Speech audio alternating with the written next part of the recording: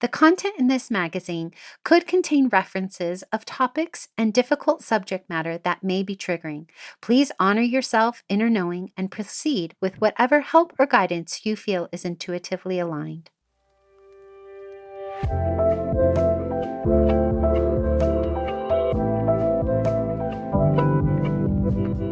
Welcome to Sovereign Magazine Podcast. I'm Nicole George, CEO and founder of Sovereign. I'm so happy you are here.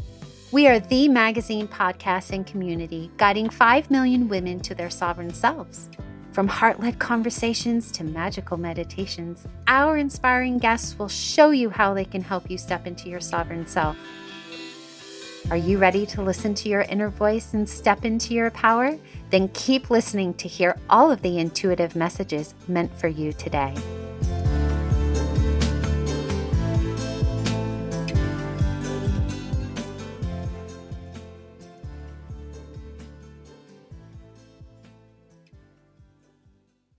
Hello. Today I have the privilege of reconnecting with Chris Melville, Sovereign Magazine's in-house mindset and leadership business mentor and columnist. She is also a rapid transformational therapy practitioner, and alongside her transformative coaching sessions and workshops for the Sovereign community, Chris runs a thriving coaching practice.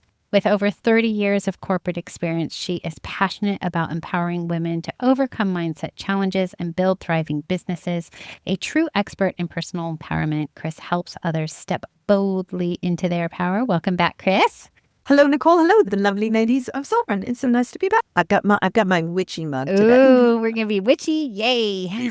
We're talking about being determined and resilient, which is our June full moon issue. And in your article, Resilience Beyond Bounce Back, you really challenge our typical definition of resilience as how quickly you get back up after being knocked down, and revealing that the hardest part of running a business is actually rarely the dramatic fall, but the stretch of time that follows.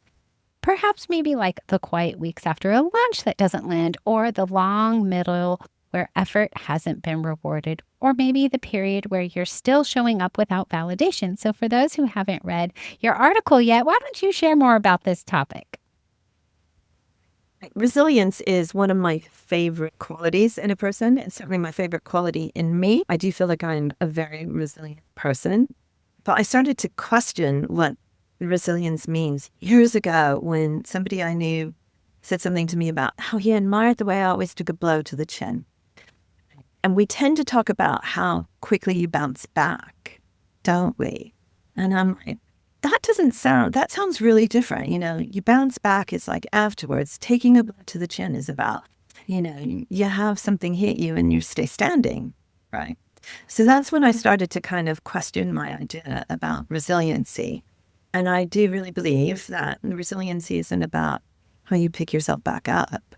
Most people will bounce back. There's a lot of things that are involved in bouncing back. Your values, your energy levels, what else is going on in your life. But resilience is about how you behave when something is going on is really, really down to you. I feel that that's like all you. Nothing else in the environment is going to keep you standing, no matter how much support you've got around you. We all have support, and we all still go through rough times and feel like we're alone. So resilience for me is really 100% down to each of us. Yeah. I want to talk about this subject that you speak about in your article, which has a little bit more of a business lean, but I really feel like we can stretch it to personal lives as well. And that is when the results aren't matching the effort. And how do you stay emotionally? I was going to say commotionally. I'm making up words over here. Emotionally connected to whatever you're working on when you're not getting the results. And it doesn't matter what it is. It could be simply going to the gym, right? You're going to the gym every day and you're not seeing the results you want. Or in your business, you're making new offerings and you're not getting the results that you want. It doesn't matter what it is. How do we stay grounded in our decisions without swinging between the urgency and the avoidance? Well, the first thing I think you need to do is just give up on the idea that you lack willpower or drive, whatever you want to call it. We beat ourselves up when we go through something like that. We're not capable of doing it. I am the willpower not strong enough. And we have to learn to be a little detached from the emotions. You may be going to the gym every day, but if you're going to the gym and you're there for kind of like 10 minutes and you're not really lifting very heavy weights, you're not going to see any kind of a change in you.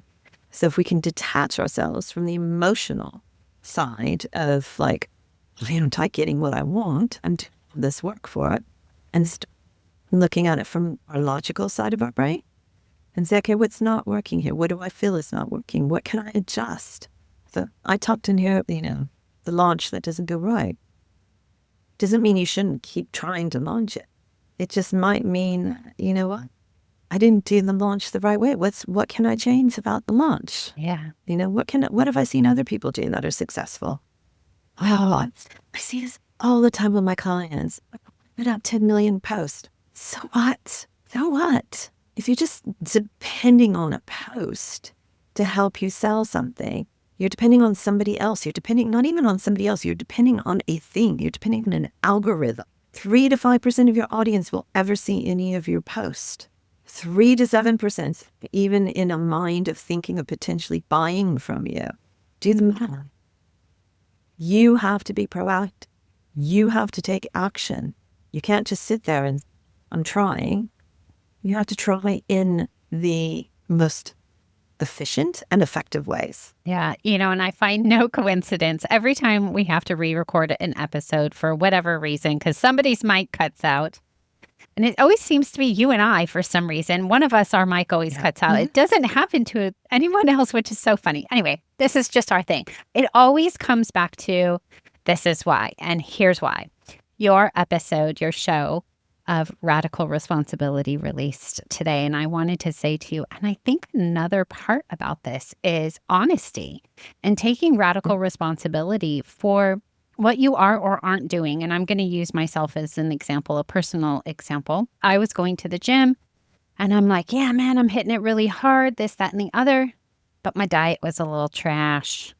And I was like, where did my muscles go? Well, girl, you gained a few pounds and you're quite swollen because you're eating inflammatory foods. And I have an autoimmune disease. And so now that I'm back to eating my cleaner, healthier way, I'm like, oh, they're there.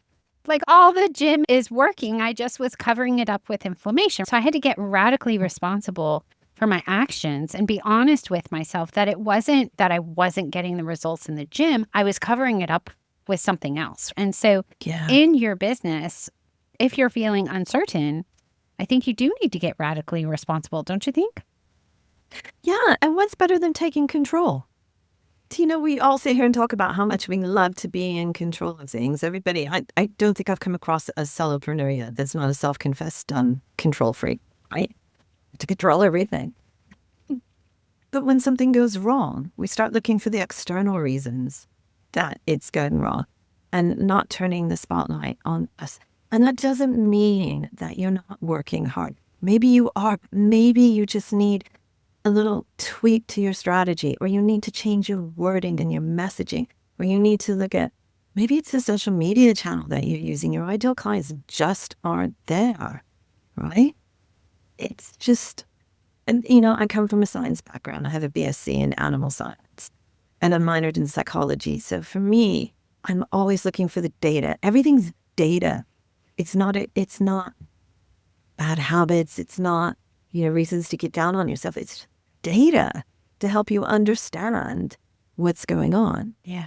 And part of that resilience is being able to take that step back and look for the data instead of just kind of going, oh, well, that didn't work. And, that's okay because I'll come out of this stronger. But come out of it mentally stronger without any kind of clearance on what did or didn't work doesn't do you a whole lot of good. You'll just keep repeating the same issues, the same problems.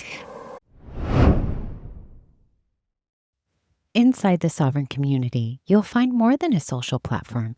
You will find many private spaces led by women who walk the path with you, like Abby from Canada. Connect with her in her sacred space called Reclaimed and Rise. Step into the Maven Haven with Ebony from the UK, or join the Open Heart Collective with Bonnie from the US. These are just some of the soul sanctuaries curated by conscious women for conscious connection. Come find your space inside the Sovereign community today.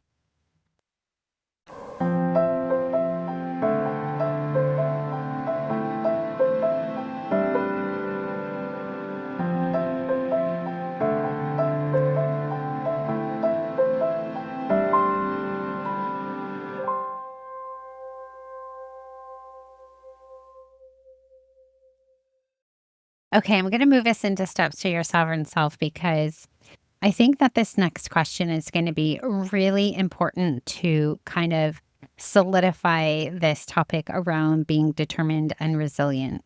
And it kind of goes back to what you were talking about regarding data. When somebody has to sit in the uncertainty of why something failed, okay, maybe they did that launch and it didn't go as great as they had expected.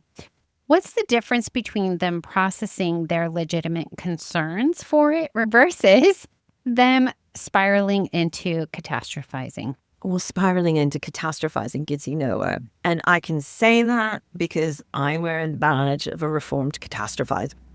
And as you know from an email I sent out recently to my list, I still, every once in a while, slip into it. I think maybe for me, I don't like the catastrophization because it feels self-indulgent and it doesn't get me anywhere. You know, it might kind of numb you, which is interesting because we were just talking about numbness a little while ago, weren't we? So it can numb you. That kind of constant, repetitive thinking pattern can take away a lot of whatever else you're feeling, but it doesn't get you anywhere. If you just start thinking about everything as data, it takes the opportunity to beat yourself up emotionally out of it. And that's why I just think it's so important to be able to take that step back and look at things from a different perspective. That is the real resilience. Let's say something happened, it didn't go the way I wanted to. I could go into catastrophizing. I could start worrying about, oh, how am I going to pay the bills? And I want to nobody ever works with me. And I'm going to get another client. That doesn't fit my values. Resiliency is one of my values, but also honesty is one of my values. Curiosity is a value. And we're never going to feel good about ourselves if our behavior is going against our values, whether we realize it or not. Subconsciously, we'll know, and it'll make us feel even worse. Yeah. I was just imagining, you know, a client who has worked with you for a really long time will have sheets and sheets and sheets of 6-week plans.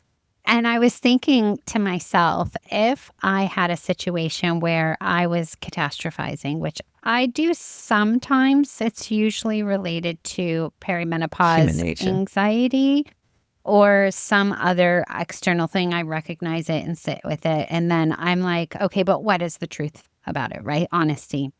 But when you have these sheets, you can look back and say, well, what has worked? And you can lean on past practice of, in that moment, is there a way that I can at least decrease my anxiety or catastrophizing or whatever you're going through, your fears, to go back to something that's familiar and then build upon that thing that was maybe new or unfamiliar that wasn't quite right and didn't quite meet the mark. And I think that when you need that external proof, lean on what you know and what has worked, right? You mentioned the right platform.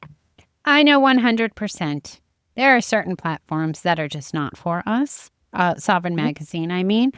Like, it is just, I do not tell the team to invest their time in it because we are, technically a media company. We don't want to get off of it because we want to be in all areas. However, we just know that they're not our platform, so we don't invest our time in it. And I think that once you find your honesty with yourself, no matter where you are, that's where the determination and resiliency comes in, because when you can be honest with yourself, you know you're a badass. Yeah. It's also getting into the habit of looking for the learning points instead of looking for the failures. It's shifting the narrative. And it's one of the things that I do with the accountability coaching. I start every one of my accountability coaching sessions with the best part. Give me your wins. What have been your wins for the last month? Right? Because as solopreneurs, we don't tend to focus on our wins. I was working with somebody today, and when I asked her what the most useful part of our session had been, she said it was really having that time to look at her wins and focus on them, because she said, I never do that. You just move on to the next thing. She said, I feel so positive. But in addition, in that same box where the question is, give me your wins, what's worked? What's not worked? What do I need to keep doing? What do I maybe need to stop doing, or I need to make a tweak to it? And what lessons have I learned? Yeah. Yeah. We have to take that time to do that reflection. We do. And that's how you get confident results. Okay. Yeah. Well, and wait, before you go, yes. it's how you better your results. Yes. Right? Yes. Even when if you've launched a program and it's like, hey, great, I filled my program. It's amazing. What lessons have you learned that will either make it easier next time, or maybe allow you to lift the price next time, or increase your capacity? How can I make it better? Mm-hmm. Don't just settle for the first time something succeeds. Let's see what else we can do to make it even better next time. Yes. Okay. We're going to be determined and resilient to make it better next time. Okay, Chris. As always, you have such great advice. This is why we keep her around. She's good. It's only because I'm paying a lot. You're so silly. Okay, she is here every full moon and new moon, so definitely like, share, subscribe. It helps us in the algorithm reach more people. You can communicate with her in our community.sovereign-magazine.com. That's where you can find her accountability group as well. So all her details are in the show notes, and we will see you next time. See you then. Bye, guys.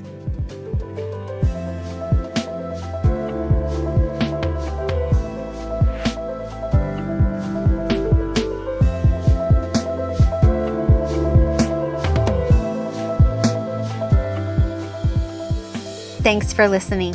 This is the last episode for this issue. I'll be back again on the new moon with another soul-led entrepreneur here to help you step into your sovereign self. Subscribe to our magazine and podcast and join our global community for all the magic.